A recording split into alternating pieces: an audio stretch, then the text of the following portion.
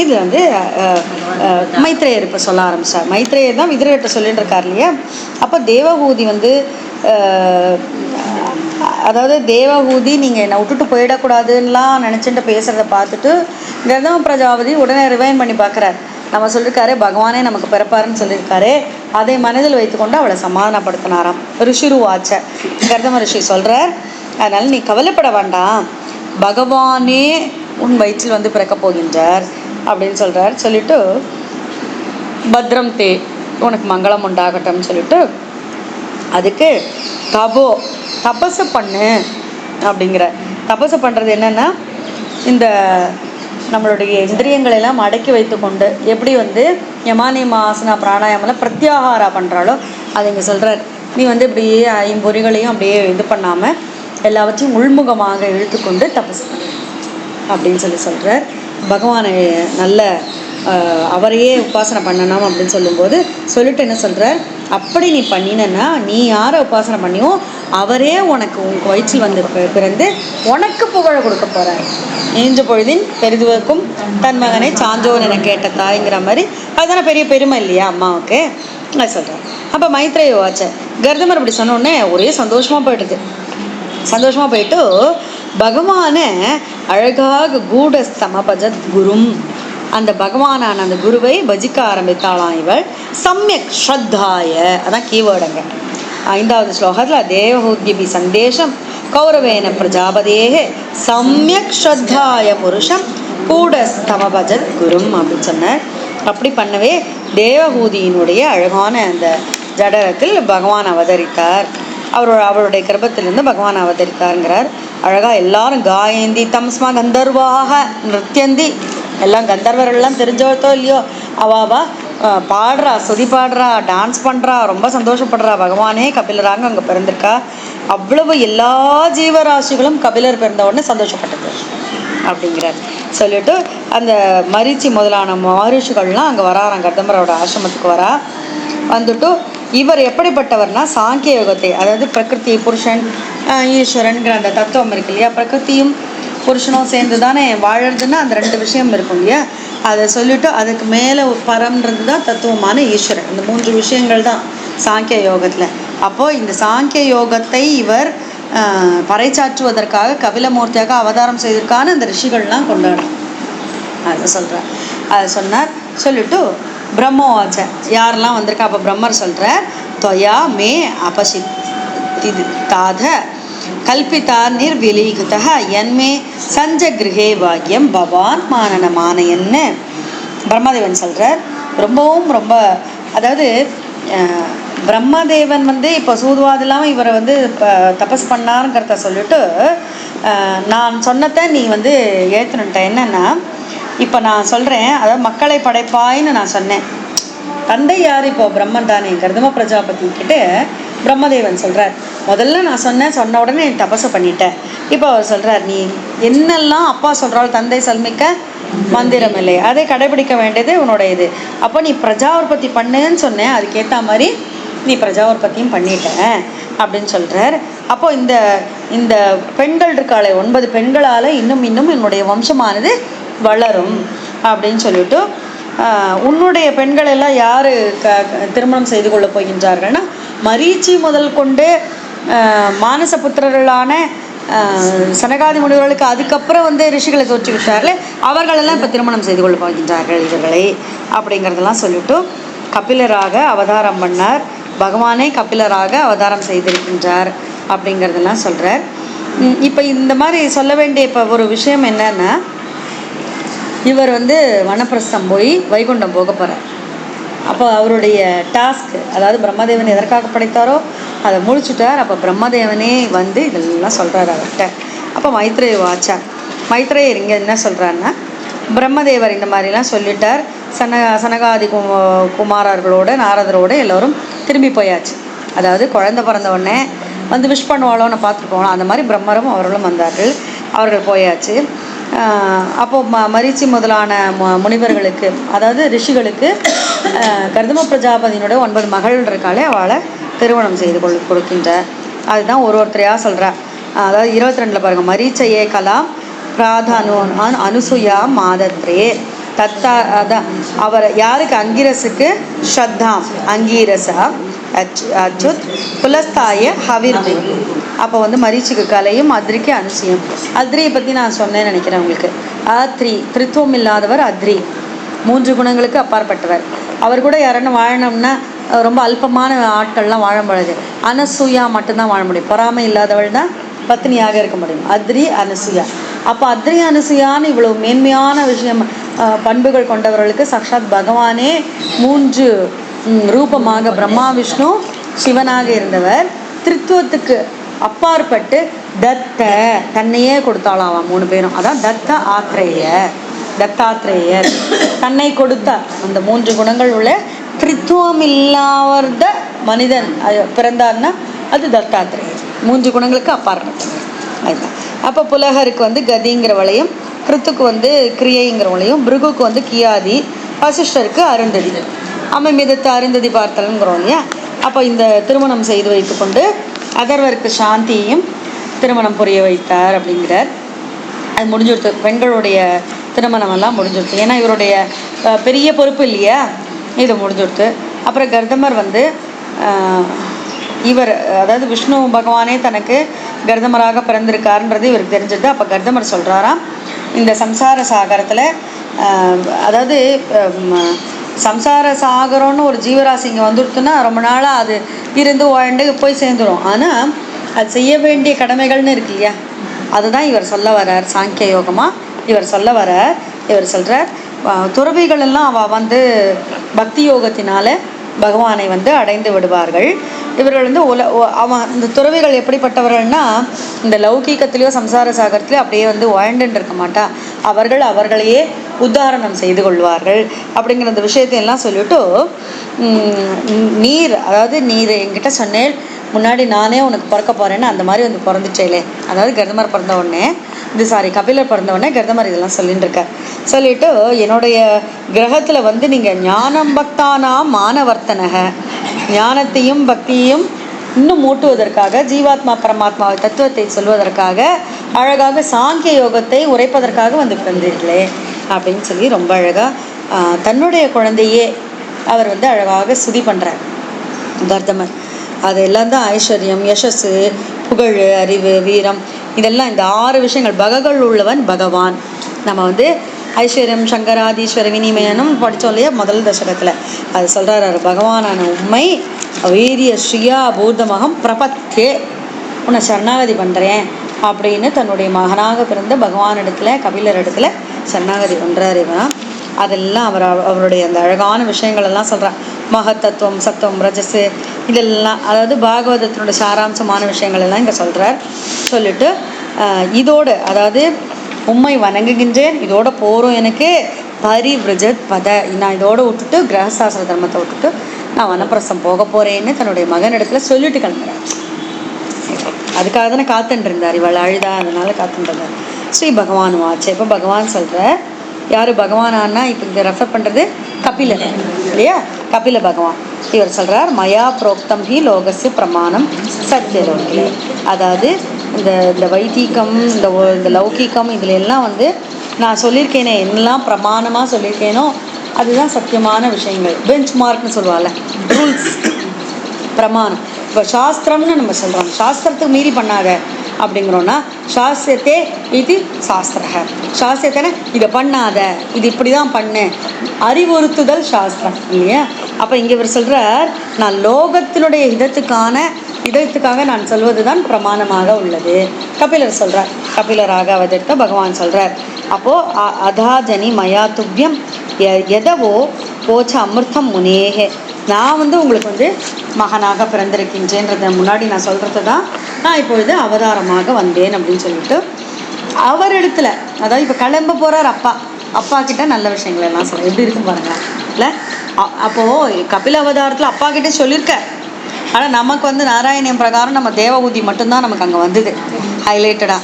அப்போ அப்பா கிட்டே சொல்லியிருக்கார், கிளம்ப போகிற அப்பா கிட்ட பேசுகிறதெல்லாம் தான் 36வது ஸ்லோகத்துலேருந்து 40வது ஸ்லோகம் வரைக்கும் வர்ற ஸ்லோகங்கள் எல்லாம், அதாவது 35லேருந்தே அந்த 5 ஸ்லோகாஸ் அதை வந்து அவர் சொல்கிறார்.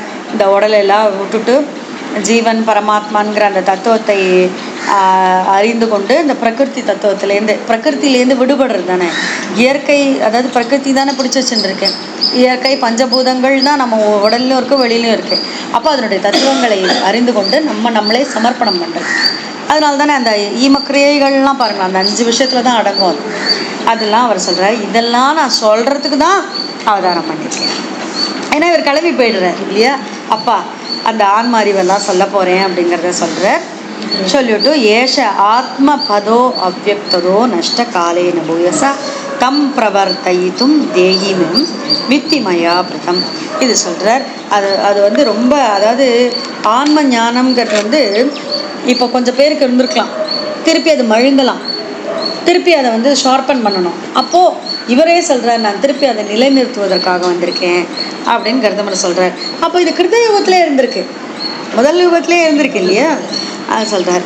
அடுத்தது கச்ச காமம் மயா பிருஷ்டோ மய சம்யம நியஸ்த கர்மனா. சரி நீங்கள் கிளம்புங்கோ, கச்ச கிளம்புங்க, நீங்கள் உங்களுக்கு என்ன வேணும், உங்களுடைய காமம் என்ன, உங்களுடைய ஆசை என்ன, துறவரம் போடுவது, நீங்கள் துறவரம் போகலாம் அப்படின்னு சொல்லிவிட்டு, அதாவது என்ன பண்ணாலும் பகவானிடத்தில் அர்ப்பணம் பண்ணிட்டு பண்ணுறதுனால மட்டும்தான் அதற்கு உண்டான பலன் இருக்கும். அதை அவர் சொல்கிறார். சொல்லிவிட்டு முக்தி பெறுவதற்காக போகிறீங்களே மாம் பஜ, என்னை பஜிங்கள் அப்படின்னு சொல்கிறார். மிருத்யுக்கு தான் போகிறார், மிருத்யு வரப்போகிறது, அப்பொழுதும் நீ என்னை பஜி அப்படின்னு சொல்கிறார். அப்படி பண்ணனா என்ன ஆகும், மாம் ஆத்மானம் ஸ்வயம் ஜோதிகி சர்வபூத குஹாஷயம்.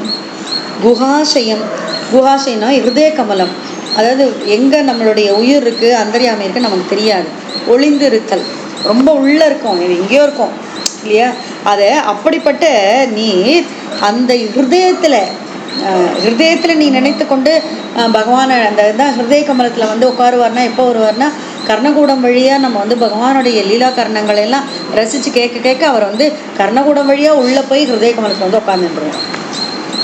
ஏன் முதல்ல உட்காரல, ஆல்ரெடி இருக்காரு அந்தர்யாமி அப்படின்னு கொஸ்டின் கேட்டால் அது சுத்தமாக இல்லை, மனசு சுத்தமாக இல்லை, நல்ல பகவானுடைய லீலா கதங்கள் எல்லாம் கேட்க சுத்தமாயிடுது. அப்போ அவர் வந்து உட்காந்துக்கிறார், ஹிருதய கமலத்தில் உட்காந்துக்கிறார். அப்போ இங்கே இவர் சொல்கிறார், மாமாத்மானம் ஸ்வயம் ஜோதிகி சர்வபூத குஹாஷயம் ஆத்மன்யேவ ஆத்மனாவீக்ஷ விஷோகோபயம் சி. அப்போது இதே குருகையில் வச்சுருக்கேன். அப்போ நான் இருக்கிற இடத்துல சோகமே இருக்காது. அப்போ உடனே வந்து பக்தர்களுக்கு சோகம் வரலையா, நம்ம பத்ராஜல ராமதாசரை பார்க்குறோம் இல்லையா, எவ்வளோ பேரை பார்க்குறோம், எல்லாருக்கும் பூந்தானத்தை பார்த்தோம், அவளுக்கெல்லாம் என்ன சோகம் வந்தாலும் ஐயோ எனக்கு சோகமாக இருக்குதுன்னு வந்து உட்காந்துட்டு நம்ம மாதிரி திட்டின்னு இருக்கோம்.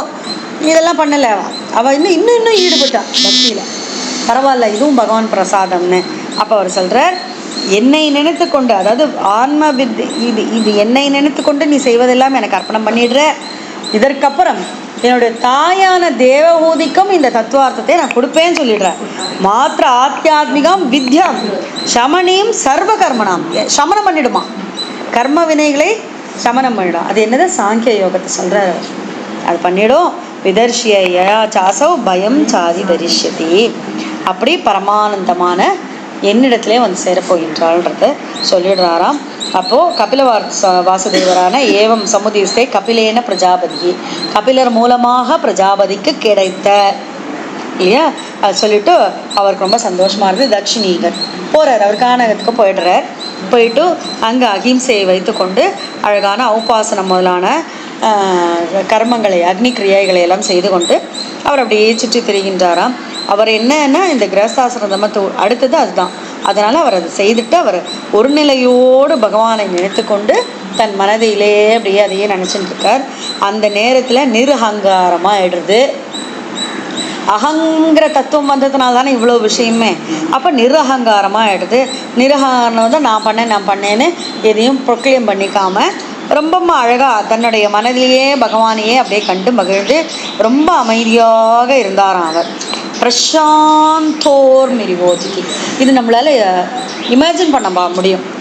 இந்த ஸ்லோகங்கள் நமக்கு சொல்கிறது அதுதான் இல்லையா, அதை இமேஜின் பண்ணி பார்க்க முடியும். அப்போ அப்படி ஒரு பக்தியோட பக்தி ஸ்ரத்தையோடு இருக்கிறதுனால முக்த பந்தனக, அவ்வளோதான், முக்தி அடைந்து விட்டார். பந்தனத்திலிருந்து இல்லையா, பாசம் பந்தம்ங்கிறது தான் கட்டி போட்டுருக்கு, அதுலேருந்து முக்தி அடைஞ்சு விட்டார்.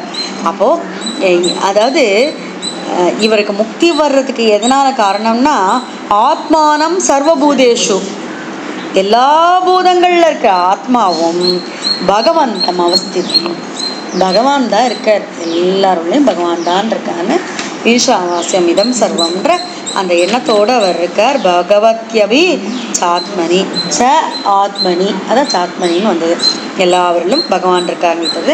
அதனால் இவருடைய அந்த பகவத் பக்தினால அவர் பகவானிடத்தில் பிராப்தா பாகவதி கதி. பார்த்தீங்களா, நமக்காக சொல்கிறது இதே பகவான் பக்தி யுக்தேன, பக்தி யுக்தியோடு பகவானை நினைத்து எல்லாவற்றிலும் பகவானாக பார்த்து நான் என்கின்ற எண்ணத்தை விட்டு இருந்தால் பகவானிடத்தில் சென்றடையலாம். பாகவதியும் கதி, அவருடைய இருப்பிடம்தான் கதி, நமக்கு சென்று சேர வேண்டிய அந்த எல்லையாக இடமாக இருக்குது அப்படின்னு சொல்லி ரொம்ப அழகாக 24ஆம் அத்தியாயத்தை முடிக்கிறார். சரியா? ओम अथ तृतीयस्कन्धे चतुर्विंशोऽध्यायः। मैत्रेय उवाच निर्वेदवादिनीमेवं मनोर्दुहितरं मुनिः दयालुः शालिनीमाह शुक्लाभि व्याहृतं स्मरन् ऋषिरुवाच मागितो राजपुत्रे तम् आत्मानं प्रत्यनिन्दिते भगवांस्ते अक्षरो गर्भम् अधूरात् सम्प्रपृस्त्यते गृधव्रदासि भद्रं ते धमेन नियमेन च तपोद्रविनधानैश्च श्रद्धया च ईश्वरं भज स त्वयाराधितः शुक्लो विधन्वन्मामकं यशः चेता ते हृदयग्रन्थिम् औद्धर्यो ब्रह्मभावनः।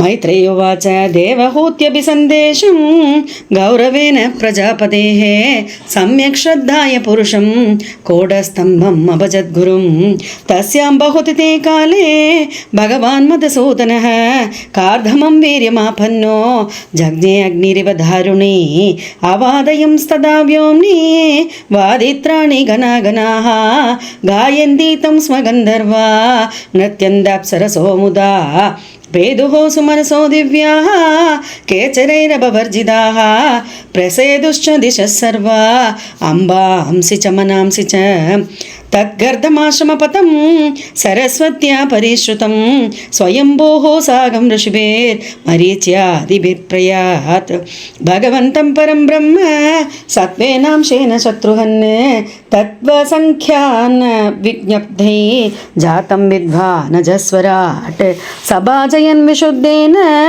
चेदसा तच्चिकीर्षितं प्रहृष्यमानैरसुभिः कर्धमं च इदमभ्यदात्।